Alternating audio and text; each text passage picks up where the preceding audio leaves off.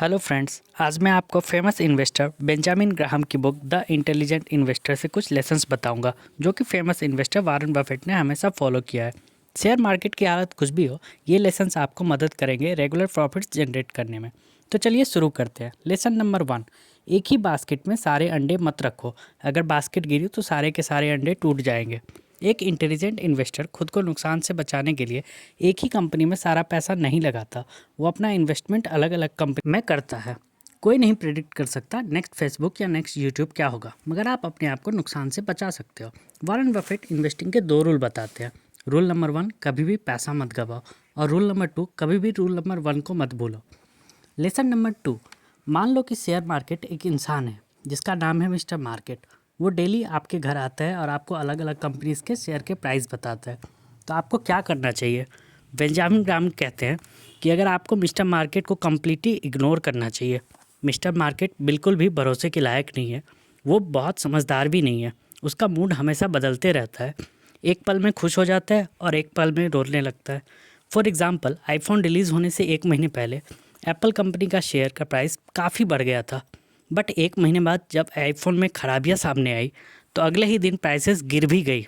Finance minister खुश दिखे तो मिस्टर मार्केट भी खुश, प्राइसेस ऊपर। फाइनेंस मिनिस्टर परेशान दिखे तो मिस्टर मार्केट भी डाउन। सो इंटेलिजेंट इन्वेस्टर बनना है तो मार्केट को कम्प्लीटली इग्नोर करिए। फोकस करिए उस कंपनी पर जिसमें आप इन्वेस्ट करने की सोच रहे हो।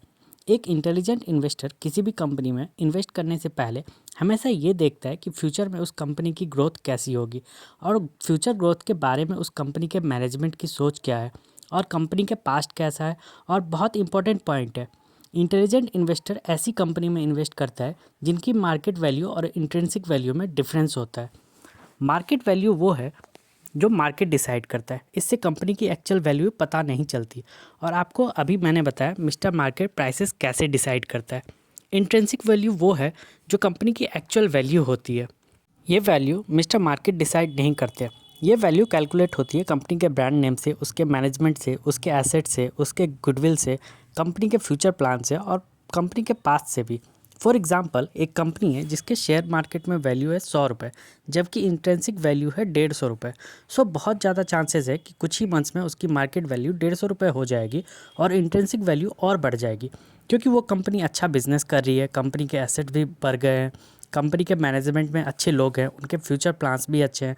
सो ऐसी कंपनीज़ में इन्वेस्ट करना है जिसकी मार्केट वैल्यू उसके इंट्रिंसिक वैल्यू से कम है। और इन्वेस्ट करने से पहले इंट्रिंसिक वैल्यू कैलकुलेट करना सीखिए।